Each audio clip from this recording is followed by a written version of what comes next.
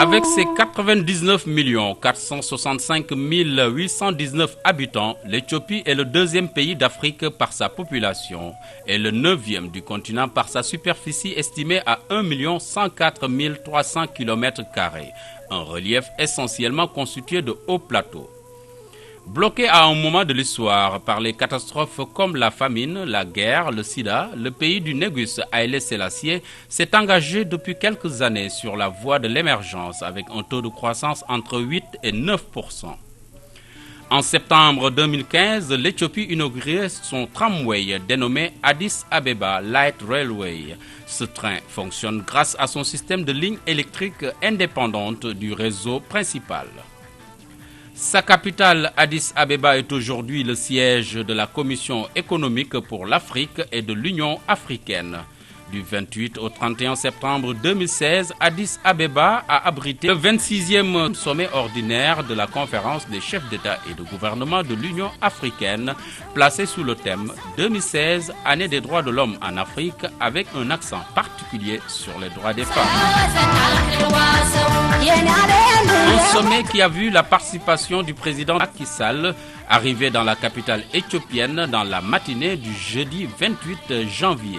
Accueilli avec les honneurs, le séjour du président Macky Sall ne sera pas de tout repos. Le Sénégal était très attendu lors de ce 26e sommet de l'Union africaine.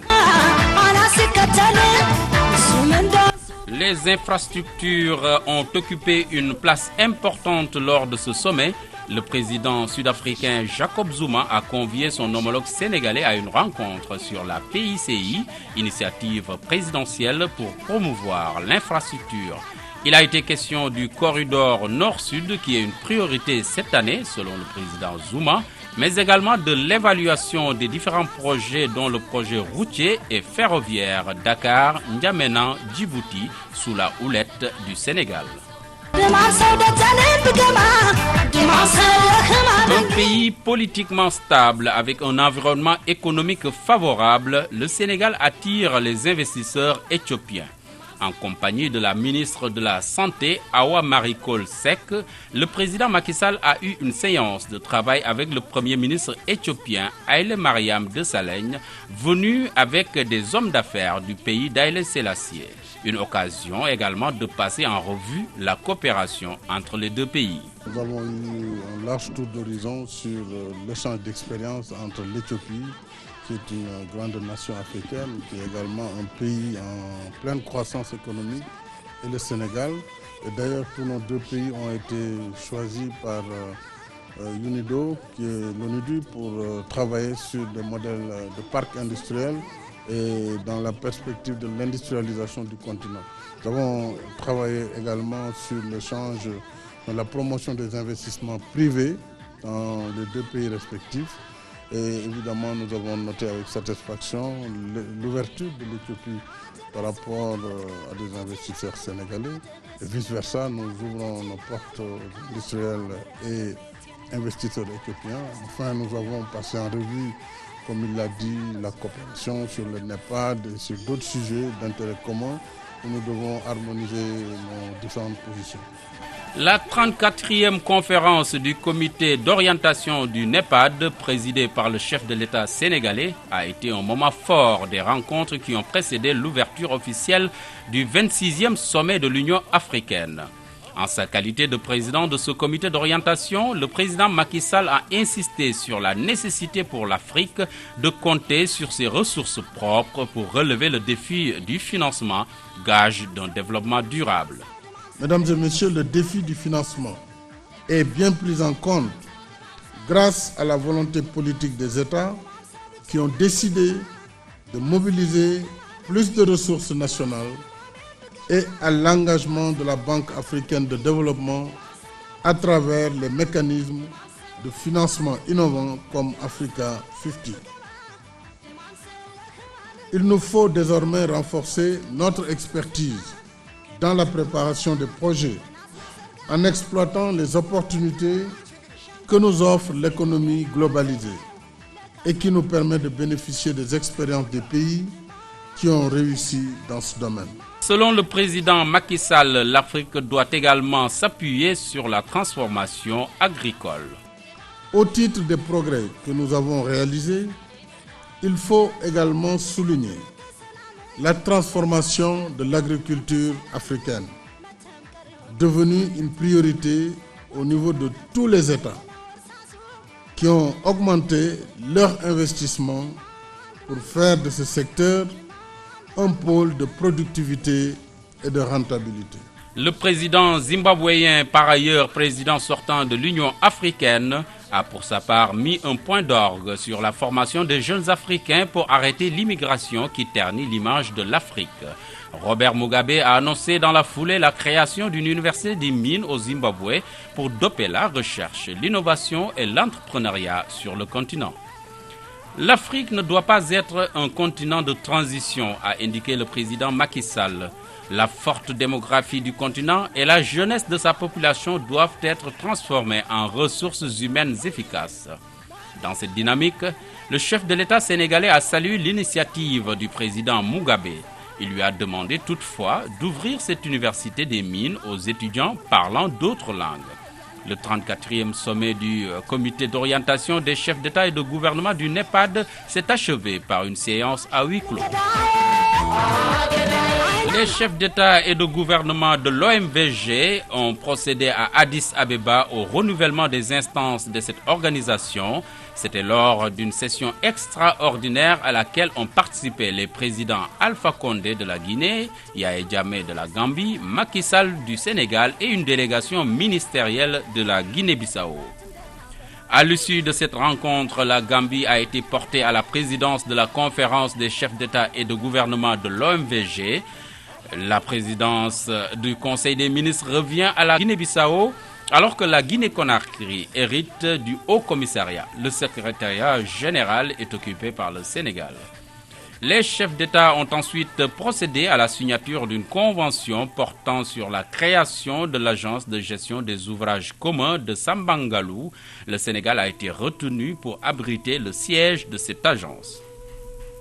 Le 26e sommet des chefs d'État et de gouvernement de l'Union africaine s'est ouvert le samedi 30 janvier à Addis Abeba par une allocution de bienvenue de la présidente de la Commission de l'Union africaine, Madame Nkosazana Dlamini Zuma. La paix et la sécurité, notamment la lutte contre le terrorisme et la situation au Burundi ont été les points focaux de cette rencontre. Le sommet a vu la participation du président de l'autorité palestinienne venu plaider l'indépendance de son peuple et de Ban Ki-moon, le secrétaire général sortant de l'ONU qui a fait ses adieux à l'Union africaine.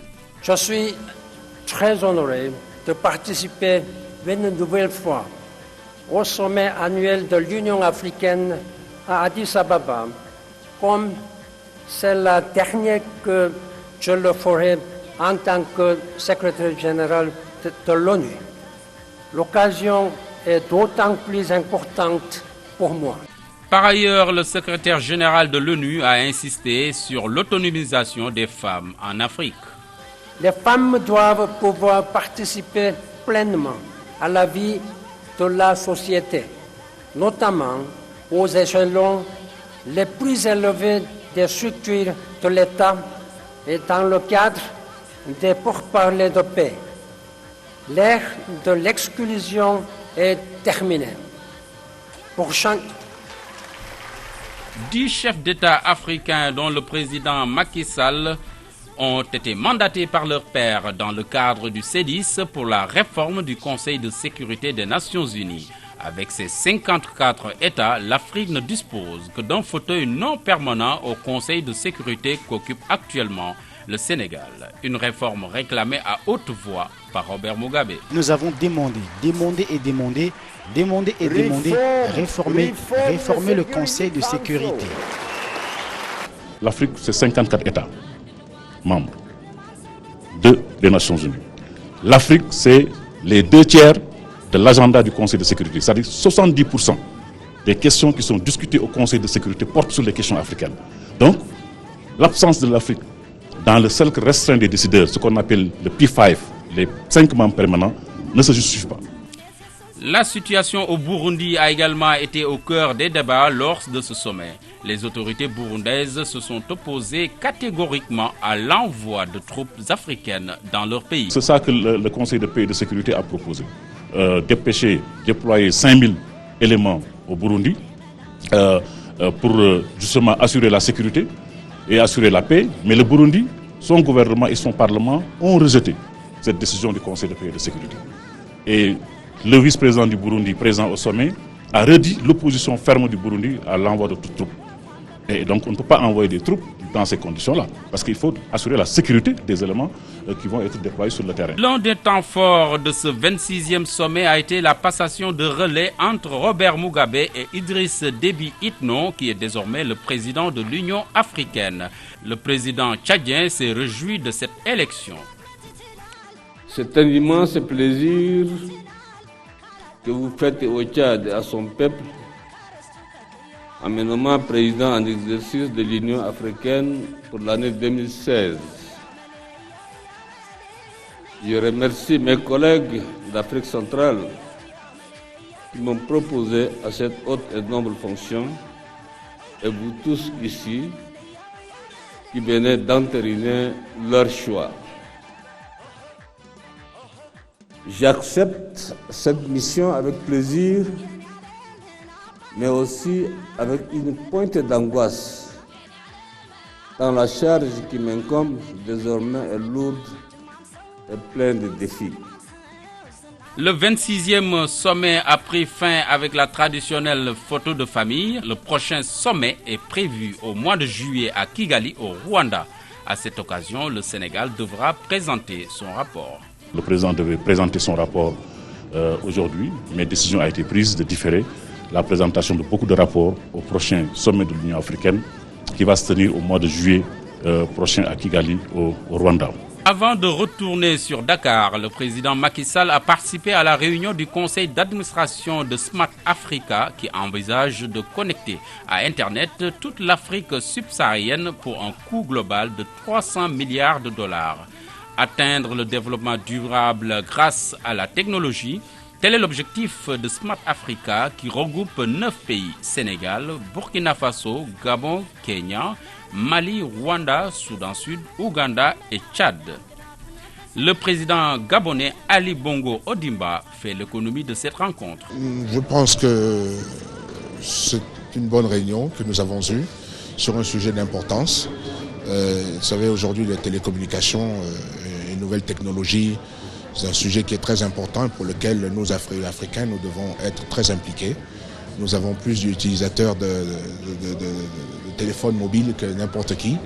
Et donc, il était bon que nous puissions nous concerter pour voir comment l'Afrique peut aussi avancer dans ce domaine, pouvoir mettre en place un certain nombre d'instruments pour permettre aussi demain avoir des chercheurs africains et puis avoir une politique beaucoup plus africaine en matière de nouvelles technologies, donc de la communication.